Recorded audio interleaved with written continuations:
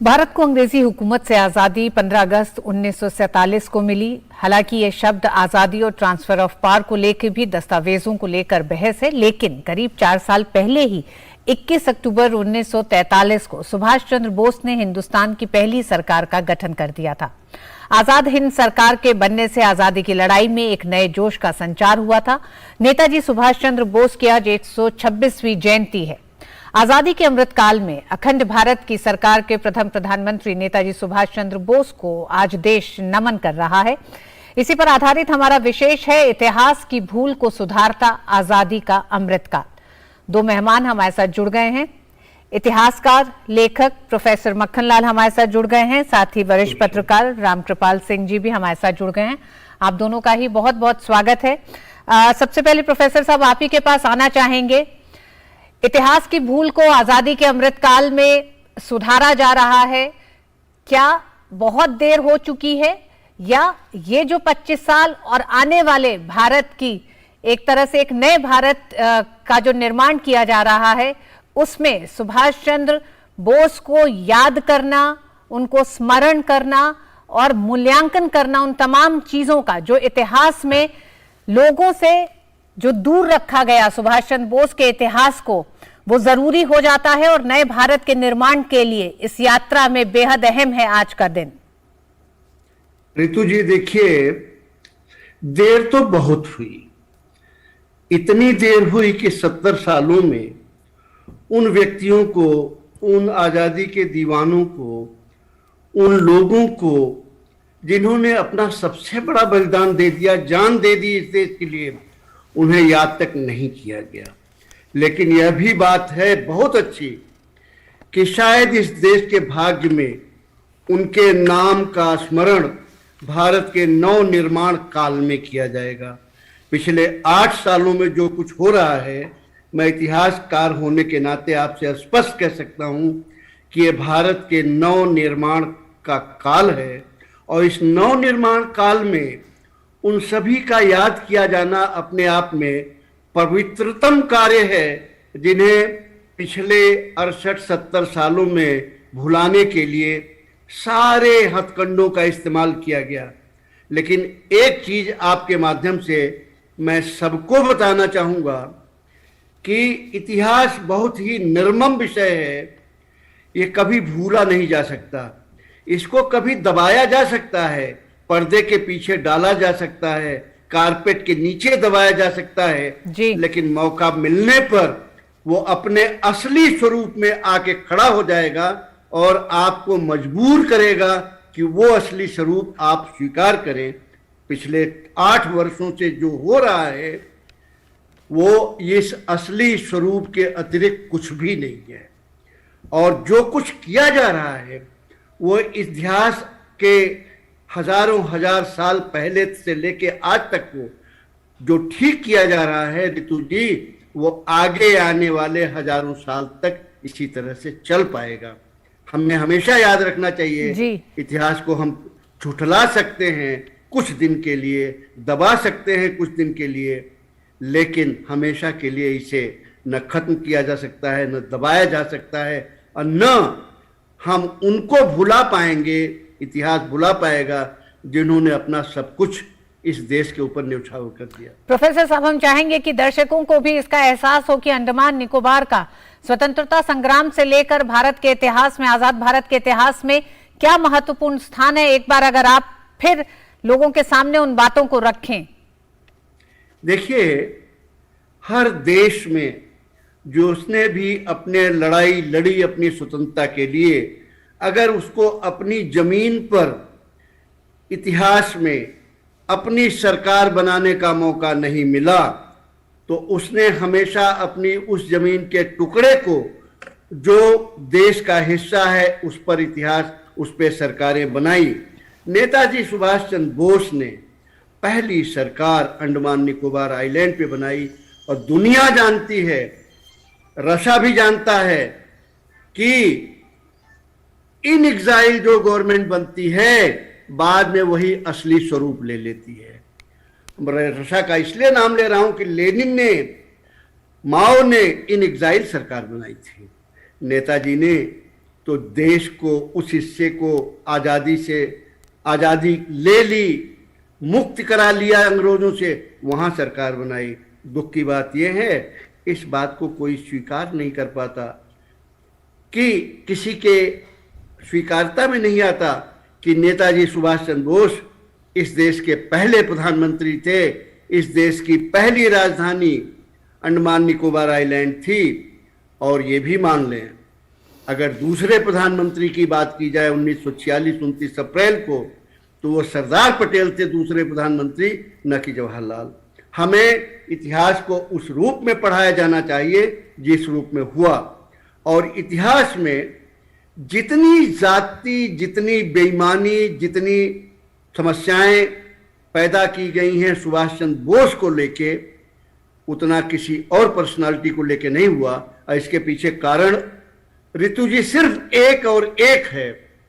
1930 से लेके 1947 से लेके 1964 तक प्रधानमंत्री नेहरू के उनके प्रति अतिरिक्त वैमनस्यता, घृणा के स्तर तक उनके साथ राइवलरी उसने उस स्तर पर लाके खड़ा किया जहां लोग आज बात करने से भी शर्मिंदगी महसूस करते हैं। मैं तमाम इतिहासकारों से बात करता हूं जिन्होंने इतिहास का लेखन 1947 से 90 तक किया, 95 तक किया। आज वो बहुत शर्मिंदा महसूस करते हैं। वो कहते हैं हमसे गलती हुई। और ये गलती वाई बी चंद्रचूड़ के शब्दों में कहें, चीफ जस्टिस जिन्होंने 1977 में स्पीच दिया, हम डरे हुए थे, हम अपनी सुविधा के लिए परेशान थे, अपनी पोस्ट और पोजीशन के लिए परेशान थे। रामकृपाल जी, इतिहासकारों को लगता है कि इतिहास में एक गलती हुई, आज एहसास भी होता है, लेकिन क्या राजनीतिक पार्टियां, राजनीतिक लोग अपनी राजनीतिक द्वेष के कारण क्या देश के इतिहास के साथ, देश के राष्ट्र निर्माण के साथ क्या इस तरह का खिलवाड़ करना कितना सही है, और क्या देश कभी ऐसे राजनीतिज्ञों को माफ कर सकेगा? ऋतु जी, मक्खनलाल जी ने, वो इतिहासकार हैं, मैं उनका सम्मान करता हूँ, बहुत अच्छे ढंग से चीजों को रखा है। मैं केवल इतना ही कहता हूं कि जिस बात का दर्द है, एक आपने शब्द का प्रयोग किया था कि भूल, बस ये भूल नहीं थी, ये साजिश थी, गहरी साजिश थी। कोई भूल नहीं हुई थी जानबूझ करके। और हम तमाम इन नेताओं की, तमाम सोकाल्ड बुद्धिजीवियों की कोशिश के बावजूद जन सामान्य की, गांव गांव में उनकी स्मृतियों से कहीं भी सुभाष या उस तरह के, चाहे महाराणा प्रताप का नाम ले लीजिए, जो भी, वे कभी उनकी स्मृतियों से बाहर नहीं हुए थे। एक इंटेलिजेंसिया क्लास जो था, जिसने इतिहास को, जिसको जिम्मेदारी थी कि गढ़ा जाए, उसने किस तरह से हमारे पूरे इतिहास को इस तरह से दिया कि हिंदुस्तान में जो लोग आतताई थे, जिनके खिलाफ लड़ने के लिए हमारे अपने लोग मारे गए, बलिदान दिया, उनको नीचा दिखाने की इतिहास में कोशिश की गई। और जो लुटेरे थे उनको महान बताने की कोशिश की गई।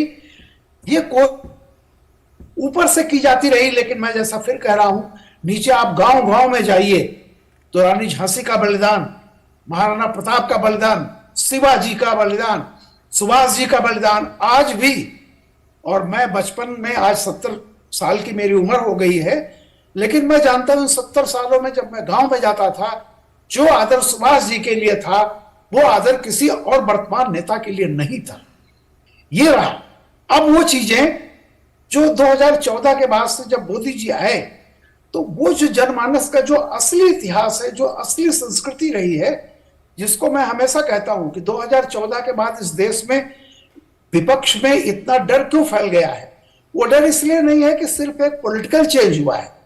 उनको ये महसूस हुआ कि ये आदमी सिर्फ पॉलिटिकल चेंज नहीं करने जा रहा है, ये आदमी बहुत जड़ों से कल्चरल रेनेसां की, जिसकी मैं बात करता हूं कि सांस्कृतिक पुनर्जागरण, हमारी अस्मिता की लड़ाई, जो पहली बार उन्होंने कहा कि देश को, वासियों को गर्व करना चाहिए अपने उन लोगों के लिए जो लड़ते हुए, मतलब मर गए, जो जनमानस में आज भी महान हैं, उनको जिस तरह इतिहास ने किनारे कर दिया, एक चैप्टर में उनका उल्लेख सिर्फ इसलिए आता है कि वो मारे गए, वो पराजित हो गए, जो जीत गया वो महान है।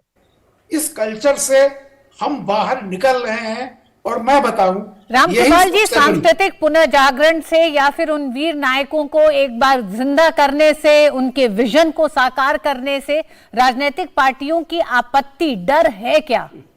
देखिए, डर मैं बता रहा हूं आपको। डर यह है, आप देख रही हैं ना कैसे कैसे, जैसे 2024 आ रहा है, बीबीसी की डॉक्यूमेंट्री आ रही है। 2022 में, 2002 में क्या हुआ था, जैसे भारत की जनता को पता नहीं है। एक वो क्लास है जो हमेशा से, हमारे यहाँ के भी लोग, मैं इस बात का बिल्कुल जानकार हूं। 1947 में जो हुआ था वो एक राजनीतिक हस्तांतरण था, सहूलियत का हस्तांतरण। ट्रूमैन ने इटली से कहा था बहुत पहले, आजादी के पहले एक बार, कि अगर तुम हिंदुस्तान को अब नहीं आजाद करोगे तो क्या कम्युनिस्ट बना के आजाद करोगे। यह उनका था। सुभाष चंद्र बोस ने जो लड़ाई लड़ी थी, जो पहली सरकार बनाई थी, अंग्रेज तभी समझ गए थे कि इस देश में बहुत दिन नहीं रह पाएंगे। तो एक सहूलियत का ट्रांसफर ऑफ पावर हुआ था, और उसके साथ एक कुचक्र था कि हिंदुस्तान के उन तमाम जो संघर्षशील इतिहास जिसे लिखना चाहिए था, उसको दबाने की प्रक्रिया जो अंग्रेजों ने शुरू की थी, उसको बाकायदा, इसलिए मैं कहता हूं भूल नहीं थी, ये विलफुल, जानबूझ करके किया गया एक कदम था। यहाँ के बुद्धिजीवी, सोकाल, मैं सबकी बात नहीं करता, लेकिन एक सुविधा की राजनीति के चलते वो उसी लेगेसी को आगे बढ़ाते रहे। अब उस लेगेसी को नरेंद्र मोदी ने तार तार करने की शुरुआत कर दी है। सारा डर इसी बात का है। ये जो बदलाव हुआ है 2014 के बाद, वो सिर्फ पॉलिटिकल बदलाव नहीं है, वो सोशियो इकोनॉमिक कल्चरल ट्रांसफॉर्मेशन है। तो उसमें इतिहास भी नई दृष्टि से लिखा जाएगा, राजनीति को भी नई दृष्टि से देखा जाएगा, समाज को भी नई दृष्टि से देखने की जरूरत है। तो जो एम्पावरमेंट हो रहा है, अभी तक एम्पावरमेंट सिर्फ पढ़े लिखे लोगों का होता था 70 सालों में, अब एम्पावरमेंट उनका हो रहा है जो फौलाद और गेहूं पैदा करते हैं, जो गांव में हैं, जिनको अब मकान मिल रहे हैं। तो ये सारी बौखलाहट आज भी आप सुनेंगी। तो किसी ने कहा कि, एक नेता ने कहा है कि सर्जिकल स्ट्राइक का सबूत नहीं दिया गया। ये सब हताशा के बयान हैं। ये लोग जान रहे हैं कि हम झूठ बोल रहे हैं, लेकिन अब वो दौर आ चुका है। इसलिए मैं कहता हूं, हताशा में जो जो चीजें की जा रही हैं, विरोध हो रहा है, लेकिन बदलाव की गाड़ी बहुत तेजी से आगे बढ़ रही है। और आप देखते जाइए, अभी तो बहुत कुछ है जो बदला जाएगा, बहुत सारी चीजें नई उभर के आएंगी। ये क्रम आज जैसे अंडमान निकोबार का किया गया है, 21 द्वीपों का नाम दिया गया उन वीर सेनानियों के नाम पर। मतलब पूरे देश में कम से कम राजनीति को छोड़ करके सबको इसकी सराहना करनी चाहिए। बिल्कुल रामकृपाल जी, एक बार अपने दर्शकों को भी हम ये बताना चाहेंगे कि वो 3 द्वीप जिनमें से 2 का नाम नेताजी सुभाष चंद्र बोस पहले ही रख चुके थे, और उनका ये कहना था कि स्वराज और शहीद नाम नेताजी सुभाष चंद्र बोस ने दिए थे, उन्हें भी बदला नहीं गया 1947 के बाद से। आखिर वजह क्या थी? इस वजह पे बात करने से पहले प्रोफेसर साहब से ये बता दें कि रॉस द्वीप जो था वो ईस्ट इंडिया कंपनी का एक कर्मचारी था जिसे सर्वे करने में महारत हासिल थी।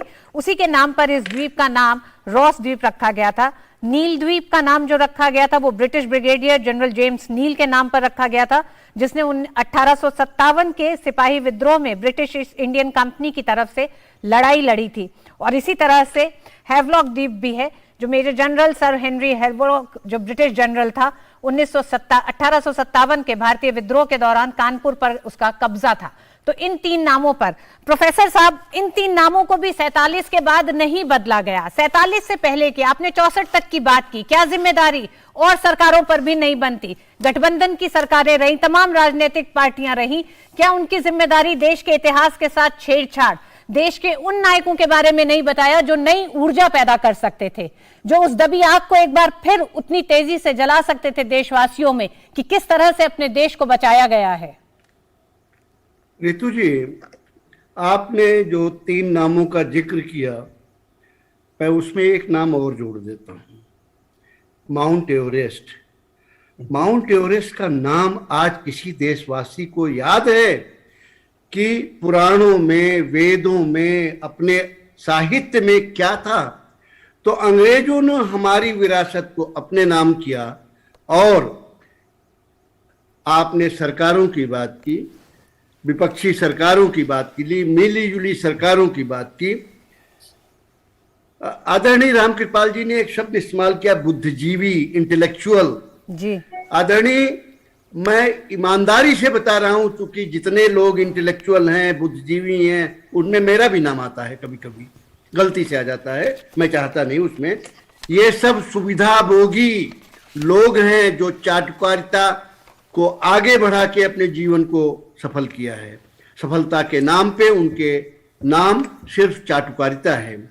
रही बात, आप जो बात कह रही हैं जिम्मेदारियों की, 2008 से पहले, 2014 से पहले सरकारों की जिम्मेदारियों की बात, आपको बता दूं कि एक बहुत सार्थक पहल हुई थी 1998 से 2004 के बीच में। बहुत सार्थक पहल थी।